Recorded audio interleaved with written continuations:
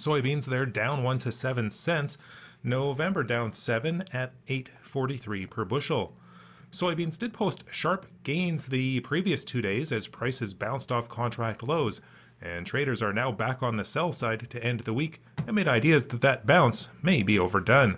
Seasonal harvest pressure and expectations for a big U.S. crop also weighed on prices, although forecasts calling for cool and wet harvest delaying weather across the Midwest were a bit supportive. Corn futures, they're steady to higher, December up 1 cent at $3.54 per bushel. Solid export demand and the possibility of harvest delays kept corn underpinned today. The USDA did announce a flash sale of 121,000 tons of U.S. corn to unknown destinations this morning. Wheat futures, they're all lower. The Chicago December contract down 8 cents at $5.16 per bushel. Kansas City December wheat 7 cents lower at $5.20 per bushel. And Minneapolis spring wheat down 4 cents in the December contract at $5.84 per bushel. U.S. wheat continues to miss out on export opportunities, and that weighed on prices as the markets work to uncover some demand. However, weather concerns in a number of wheat-growing regions of the world, including Canada, where cold and wet conditions continue to cause harvest delays in Alberta, did provide some support. That's a look at the ICE futures and U.S. markets for Friday morning, September 21st. In Winnipeg for Markets Farm, I'm Phil Franz Workington. Butler Farm Equipment in Fort St. John has a new 5-foot by 6-foot round baler that delivers higher capacity and higher density. The New Holland Roll Belt 560. This restyled round baler is built New Holland Smart, with better windrow feeding and new pickup and belt choices. The result is a 20% increase in pickup capacity, belt strength, belt drive force, and overall baling capacity compared to previous models. Start getting more out of every hay season with a Roll Belt 560 round baler. See Butler Farm Equipment in Fort St. John today. The opinions expressed during this show do not represent those of this station. If you've missed any of this show, you can follow the podcast at energeticcity.ca.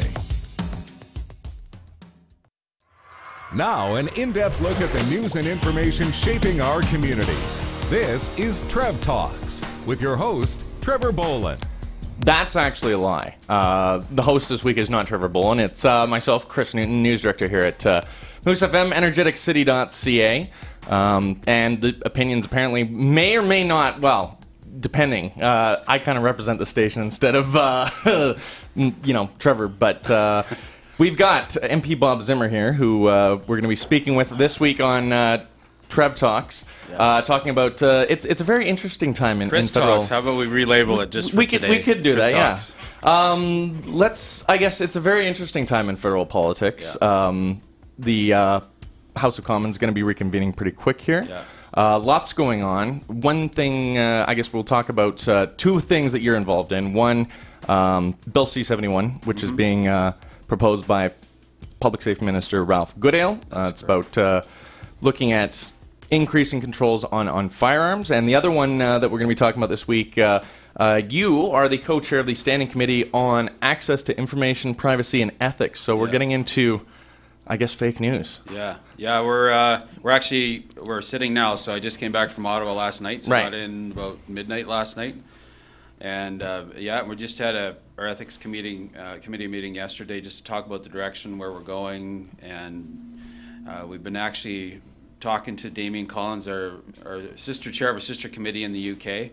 Yeah, we went to Washington too just to discuss how can we do this as a Commonwealth group too amongst Commonwealth nations. How do we deal with privacy and access to information, and also with the U.S. being that we're all really interconnected. So yeah, absolutely. In the Anglosphere, we'll I guess leave that for the second half of today's show. Starting off with the first half though, Bill C-71. Of course, you released a statement yesterday following. Conservative Party leader Andrew Scheer's statement or announcement saying that if the Conservatives form government, they would repeal Bill C-71. Maybe take us through, I guess, Bill C-71. What is the main Conservative opposition to this bill? Yeah, and and I guess I'll start off by just saying we all are concerned about the shootings that have happened, and our hearts go out to the families that are affected by it. But, and frankly, the people that are committing the crimes are illegal firearms owners. They're not the lawful firearms owners in Canada. And so what Bill C-71 really tries to do is put a whole new layer of regulatory red tape and just more laws for the law-abiding folks. And I'm one of them. I have handguns and firearms myself. So we're already law-abiding firearms owners. We're already doing what we can. We do it safely. We have our licenses, all the rest of it. What we don't need is more laws put on us. We need to deal with the criminals. And just this morning, I just retweeted an article from the Sun where a gang member, 20-year-old, had loaded firearm, most dangerous firearm you could ever imagine, and is let go on bail, $7,500, and he's walking the streets today. Well, that is the problem. If I was to say that's the problem in Canada, we need to deal with people that are illegal firearms owners that are breaking the law, and make sure they're just not on the streets to hurt our kids. For sure. I mean, but how do you find those illegal firearms? It seems to be sort of the crux here is that, we know that there's obviously firearms coming in through the Canada-U.S. border. And I know you've spoken in the past that more needs to be done about that. What about are there ways of having legal firearms suddenly, disappearing, becoming illegal, right? Someone just decides to sell theirs on the black market. I mean, what is there to prevent that from happening? Well, if you're selling a handgun, because handguns are still part of the registry. I'm a handgun owner, and we're still part of a registry system. So if it was ever discovered that somebody sold a firearm illegally, even though they got a lot of money for it, they'd be in big trouble. They'd be in breach of the law. They'd likely go to jail, all the rest of that. There's laws to capture people doing that. Right. Certainly if it's safely stored and locked away like they're supposed to, like I do with locks and all that, they're not easily stolen. Right. So that it's really not as much of an issue as what's trying to be portrayed is that side of it. If we really want to tackle the guns coming across the borders and those kind of things, we really need to tighten up on border security. These bigger containers that come across the border and come in on ships, sometimes they have firearms in there. We just need to have more resources for those border services to really investigate as much as they really need to. That's where we think the difference is. And part of the registry, the problem, even if you agree with the registry, the fact that it costs $2 billion, the way I've been putting it back is, wouldn't you rather put $100 million more into border services, and $100 million more to inner city policing, and $100 million, and it's yes. Yes, the resources should be put in a better place. That's kind of what we're saying with C-71, the problems with it. Don't just keep putting more costs in the system and red tape for lawful firearms owners. So I guess, and you've said that this, and I think the Conservatives are sort of arguing this is sort of a back door to the long gun registry. How exactly is that? So the back door, the front door, I've used two terms. I was the one that coined them because we saw the legislation when it came out. The back door registry is a new system of transferring firearms. So the firearms owner now, so the law isn't enacted yet, is two non-restricted firearms owners. You want to sell that old lever action 22 that you've had. You want to sell it to somebody that has a license. Before, the person would just have to show their license. Okay. And then the transfer could happen. Right. But now the new proposed legislation is that a registrar, you will have to call into this government agency to ask for a registry number, a transfer number. Right. And so then the transfer number is allocated, if it's deemed that there's no problems with either person, which is fine. But that person that's recording all that information is the registrar. Well, that is the registry, essentially. If I'm going to give out all these numbers to people transferring firearms, it's another registry. Right. And again, whether you argue whether it's good or not, it's still the resources to really make that function is going to be millions of dollars. And last time they said it was going to be $2 million, it ended up being $2 billion. Right. So that's, I would say, the biggest argument against that. I mean, but this doesn't. It seems similar to what they're really proposing. In a sense, is similar to the hoops I had to go through because I sold a vehicle recently. I went down to an insurance office, picked up a transfer paper, and I fill out my half. I fill out the other fellow fills out their half, and then they take it off and they pay whatever taxes are owing, and the vehicle is now in their possession. They have title on it. Right. So that I mean, what's sort of wrong with that, really? Well, again, it goes back to the resources, like I just said, the $2 billion. We talked about if the main issue is getting the guns out of the hands of gang members, and focusing on that, and you want to spend the finite resources of the taxpayer, what's best going to combat that? Establishing a registry, reestablishing a long gun registry doesn't do that. It just you can argue whether it's necessary or good or bad or whatever, the registry itself, but the resources that we have, we don't think it's a good way to use the resources. If you really want to combat gangs and guns, that's not the way to do it. And the government before promised the electorate, especially rural Canadians, that they would not reestablish the long gun registry. Right.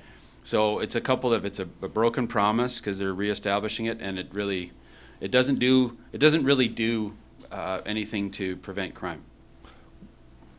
What are some of the ways that, I guess, looking at, however, some of the statistics, I mean, what were some of the things that the previous government was doing in order to combat that? I mean, has any of that been undone by the current government?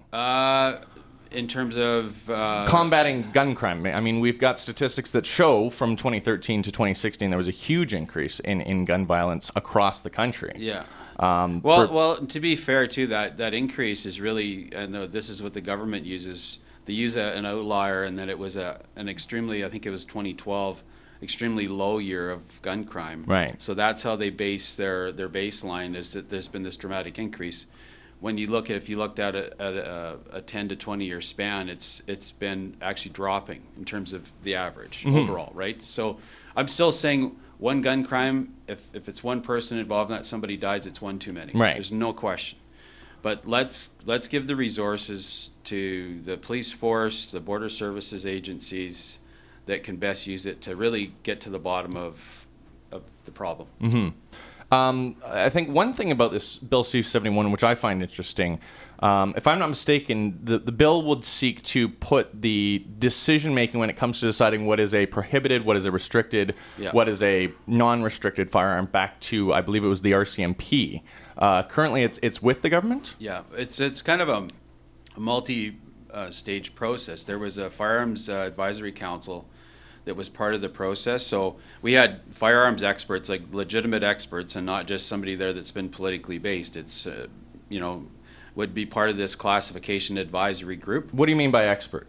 So expert would be leading industry, so Canadian Shooting Sports Association, people that really knew the firearms, and they could say, this should be prohibited, this should be in the restricted class, this should be non-restricted. Right. Based on whatever the government was saying, okay, what's if there was a problem or a crime gun that was being used, like a fully automatic is prohibited in Canada. For sure, yeah. Those kind of decisions were made based on expert opinion rather than that gun looks scary, we should make it prohibited. Okay. So, and now it's transitioned more into the gun looks scary, that means it should be prohibited. We don't think it should be that way. A firearm's a firearm. It's really the person behind the trigger that's the problem we see. Certainly, I'm not saying fully automatic firearms should not be available to Canadians for use, for common use. What about with the modifications that can be done to semi-automatic weapons? I mean, you look, the Vegas shooting is a perfect example of the whole bump stock thing. What about those sort of things? If anything can be done to make a firearm perform like a fully automatic, it should be banned. Okay. What are some things about this bill that the Conservatives like, or that you like? Is there anything about this bill that you think is actually a good idea? The only thing that I thought had a redeeming quality in it was the extended background checks, and I know it's even contentious for the firearms groups, but I just thought if somebody has some gang activity in their past, it goes further back than 5 years, right? That at least somebody should be able to see that. And if it raises some more questions, then at least it's there to raise those questions and be part of the evidence. There's concerns with a lot of veterans groups that anybody with PTSD or former, mental challenges in their lives will be prevented from owning firearms based on that extended background checks. But I think that's the only thing that I thought had some merit and possibly some good. So, I mean, if let's say if the Conservatives do form the next government, I mean, the leader, Andrew Scheer, said that you guys would repeal it. Yes. Would you keep that clause in, do you think? I'm not going to speculate on what our new Firearms Act would look like, because there's a lot of other things in there too that I certainly would like to see fixed. And like what? Just the classification systems. The most misunderstood part of the Firearms Act is the classification names, for instance. The biggest one, I would say number one on the top of the list, is unrestricted versus non-restricted. Oh, okay. Unrestricted is not a classification. Right. But we always get that comparison. In the English language, they mean the same thing. Yeah. But in the Firearms Act, they're completely different. Oh, okay. Unrestricted means there's no restrictions. That means you could walk down the street. Non-restricted, that's not what it means. Okay. Non-restricted means essentially to where you're allowed to use that firearm. So non-restricted, you're allowed to hunt with that. Right. Restricted, you're restricted to using it at the range only. Oh, okay. So there's some of those terms that are just confusing. I think just to the non-firearms person out there, firearms owners, we know those terms quite well. I would like to see some fixing there just to make it easier to understand. For sure. Now, so if any firearms owners are in town, you're hosting a town hall meeting this weekend? Yes, we are, and looking forward to that. Northeast Rod and Gun Club is putting it on. CCFR, Canadian Coalition for Firearms Rights, is part of that, and just getting the word out. And when's that happening? That's tonight at 7. Tonight at 7 o'clock. Oh. All right. Well, so there we go. So, yeah. And we will have. I'll get back to you on location. Yeah, absolutely. Yeah. And we'll definitely have the location on that up on energeticcity.ca later on today. We are going to take a quick break, and then we're going to come back with MP Zimmer talking about his co-chairing the Parliamentary Committee on Information Ethics and Access to Information. Yeah. Thanks. Coming up next. Quad. Haul your sled. C&B Trailer Sales and Rentals has new trailers to haul all your toys. Stop into C&B today and check out these 12-foot single-axle trailers for under $3,000 all in. These trailers are great for hunting and hauling all your toys. These trailers will go fast, so get yours today. Financing available. C&B Trailer Sales and Rentals. Trailers when you need them on Alaska Road across from Backcountry. See their Facebook page for their monthly giveaway. Woody's RV World is moving. Welcome to Woody's RV World. Wait, moving?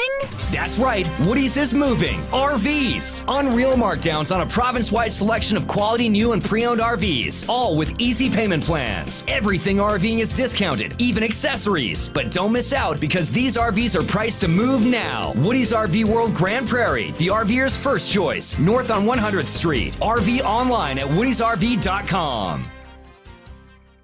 Going off-road? Jump in the seat of a John Deere Gator XUV 835M and cruise. Hitting the trail with 54 horsepower and power steering makes driving this machine a dream. Get $520 off, plus enjoy great financing on the John Deere Gator XUV 835M right now at Prairie Coast Equipment. Offer ends October 26, 2018. Some restrictions apply. See prairiecoastequipment.com for details. The Peace River Regional District will be holding a public hearing on Thursday, September 27th to discuss the Cannabis-Related Business Zoning Amendment Bylaw number 2316-2018. The proposed bylaw introduces the cannabis-related business use and related definitions to all 5 PRRD zoning bylaws and prohibits the use in all zones. The intent of the prohibition is to require a rezoning of any property on which a cannabis-related business is proposed. The public hearing will start at 10 a.m. at the Northern Grand Hotel in Fort St. John prior to the Peace River Regional District regular board meeting. For more information, please call the PRRD at 250-784-3200 or visit prrd.bc.ca. Mud. That's just tire paint. Rock piles. Just rough steps. Rain. Free shower. Can-Am vehicles were made to perform and make the most out of any challenge. And right now, quality costs less. The Yellow Tag sales event is on now. Get to your local dealer for details and savings of up to $2,000. Stop in today and save. Trailblazing Power, where the trail to outdoor fun begins. Online at trailblazingpower.com and on Facebook. Certain restrictions apply, subject to credit approval. See your dealer for details.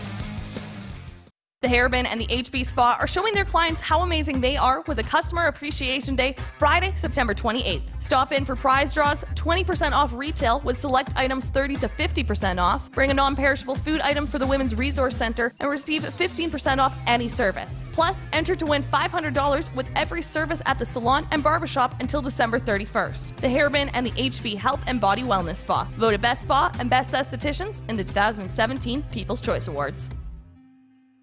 Are you tired of hiding your smile? Tired of running from the camera rather than smiling for it? Then it's time to call Strasden Sangha Orthodontics. Because with options of 0% down and no interest financing, having Invisalign or braces is more affordable than ever. Plus, they now offer direct billing to most insurances. So don't hide your smile anymore. Call today to book a free consultation, no referrals needed. Visit online at StrasdenSanghaOrtho.com or call 785-0169. Strasden Sangha Orthodontics for a lifetime of smiles. Watch this show live on Facebook or download the podcast at energeticcity.ca. This is Trev Talks with Trevor Bolin. All right, welcome back to, I guess, Chris Talks this week. Yes. I'm your host, Chris Newton here, joined with MP Bob Zimmer. He's Member of Parliament for Prince George, Peace River, Northern Rockies. You're going to be... and we did get confirmation. Yes. We are going to be hosting that town hall meeting this evening at 7 at the North Peace Rod and Gun Club. Yes. So for anyone who's a local firearms owner or interested in becoming one, want to know about, talk about, I guess, the proposed Bill C-71. But switching gears, you also have been serving recently as the co-chair of the Standing Committee on Access. Actually, chair. I'm the chair. You are the sole chair. Okay. Yep. You're the chair of the Standing Committee on Access to Information Privacy and Ethics. Yep. And the big thing you're looking at is, of course, this big, we were talking about this earlier this year, the data breach, Facebook users by Cambridge Analytica stealing personal data to use to be sold for all sorts of things. Take us through, I guess, what that investigation has uncovered. Yeah, it's really quite amazing, and to hear that Cambridge Analytica is only one of, we've heard thousands of others that are doing this around the world. But what we've uncovered, it's a big story. We're still dealing with it now in committee. We'll still do a part 2. We've done a report, an interim report, which is released before we rose. Okay. But what we discovered was a company that's involved in rigging elections in other countries, so countries around the world. So this isn't, and the reason why it affects us in Canada is we have this little company called Aggregate IQ out of Victoria that was all part of it. Really? Yeah, and so we've had a couple of their main people, Zach Massingham, and some of their main people appear in committee, and we're going to have Massingham back again, and we'll actually have him swear in and testify again. Did he not swear in the first time? We didn't do it the first time, but now we want it just for the potential of a contempt of Parliament to happen. We're just going to make sure that we have our I's dotted and T's crossed so that can happen. So what happened previously is some of the testimony was unclear, let's say, on facts, and we wanted to have them back so they could clarify factually. And it's a big deal if somebody's not being honest to our committee, and this time we're making them both swear in, so if they're not being forthright with their opinion, then they can be charged. And this came up after the testimony from Christopher Wiley, who is the former Cambridge Analytica employee who blew the whistle on this whole thing. Most people remember him with the guy that testified against Facebook with the pink hair. But really a good guy, the guy with the courage to actually come forward and say what needed to be said and blow the lid off this thing, and really the misuse of all our data and our information. It's one thing, and I've said it before, it's one thing to have, we like Google and we like these kind of programs when we want to find a red widget across the street and it finds it for us right away. There's a store that sells them. It's a whole other thing is when we're being manipulated by our data to vote for a certain person or vote against somebody. Right. And then it goes beyond, I think, what anybody expects. And this stems from, I guess, the whole fake news thing. I mean, the way, I guess, Facebook uses algorithms to generate what comes up in your news feed, things that you may or may not like based on past behaviors. And it's sort of, I guess the word is almost like a positive feedback loop in a sense. What's alarming is that we used to wonder, well, how can an entity follow me 24/7, right? Because there'd be somebody else that would have to be watching it and doing something about it 24/7. But there isn't people that do it. There's machines that do it, and they're called algorithms and programs that do that. So they're watching everything you do on the net, whether it's Google, whether it's it's been in the news too about Yahoo sifting through emails and scanning every one of the emails going through their system. So to me, that's deeply concerning that privacy is really at risk here for us. It's really being breached now, and we need to do something about it. What are some of the ways that we can combat companies selling data that can then be used to manipulate us into doing things? Yeah, I think the biggest thing is not this is a whole other topic, but user agreements, when you sign on and you get a certain app for free and you click on it because you need the app, and maybe even not a free app, but one that's used more mainstream, is really look to some of those disclosure, what you're signing and agreeing to with those statements. The terms of use, basically. The terms of use, yes. And some of the things you've seen the last 2 or 3 months, the changes that Facebook has come out with in Canada, Twitter and all these, that's because of our committee pushing them. Like, if you don't do something about this yourself, we're looking at some pretty good laws to combat that. We still are. Right. I think our biggest challenge right now is to have a solid recommendation for government to say this is what needs to be done. We've got a lot of recommendations from the Privacy Commissioner, Information Commissioner, in Canada, also the UK. And we think we're getting a handle on it, but it's pretty big. And you know what? Part of it too is we don't want to necessarily destroy the platform, because Facebook. I remember the one analogy I used. I said "Happy birthday" to my mom that morning on Facebook. Yeah. Well, so we use it, but 23 million Canadians use Facebook. But we need to make sure they're doing what they do responsibly. Right. Absolutely. What are some of the ways that Facebook users out there currently, what are some of the ways they can sort of spot ways that they're potentially being manipulated and educate themselves against that sort of thing? The biggest thing is in the advertising. So the weakness that Facebook had before was that somebody could advertise from another country. Let's say even in our little election, our local municipal election, they didn't like a certain candidate. Somebody didn't like, maybe they're a pro or anti-resource, they wanted to be supported by a larger entity. Well, there could be potentially Russian advertising that would actually advertise against a certain candidate in Fort St. John, and you would think it would look local. It would look like it's completely by somebody in Fort St. John, and yet it's being paid for and bought by somebody in Russia. Right, and that can be anything from like just an ad or even a fake news story. Right. And RT is, I don't know if anybody. It seems like more people know about it, that it's a Russian news agency. And some of the contents may be good, but be a little concerned where it's coming from. I think that's my biggest thing, is be a little bit skeptical about what you see. But it's becoming actually more difficult. We're starting to see a new phenomenon called deepfake news. Right. And that's where they could even use your face or my face.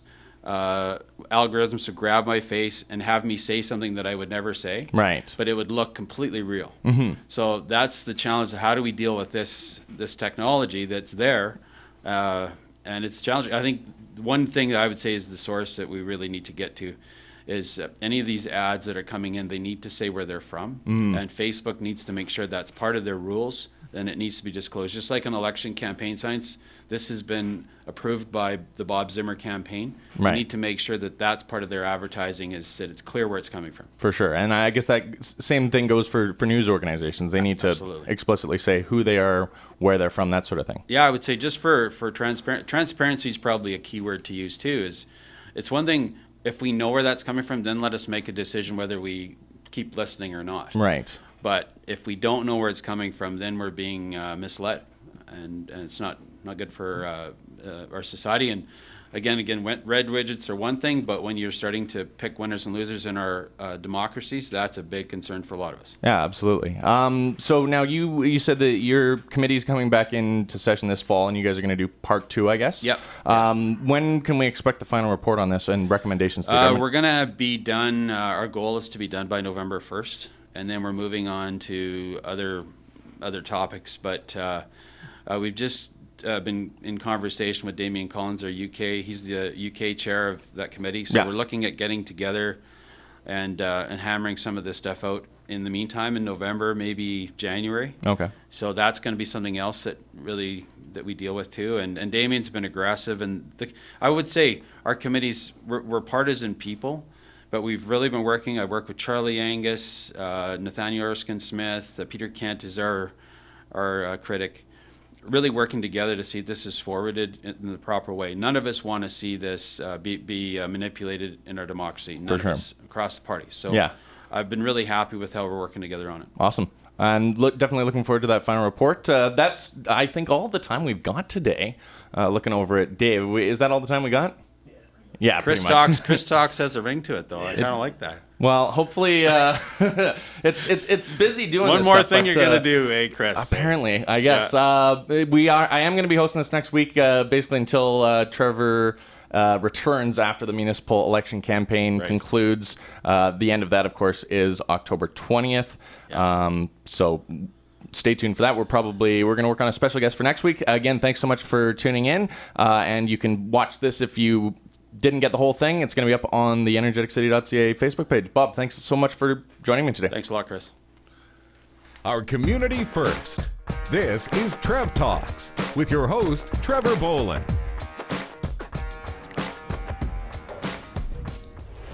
You've been listening to Trev Talks, a weekly talk show about Fort St. John and the Northeast.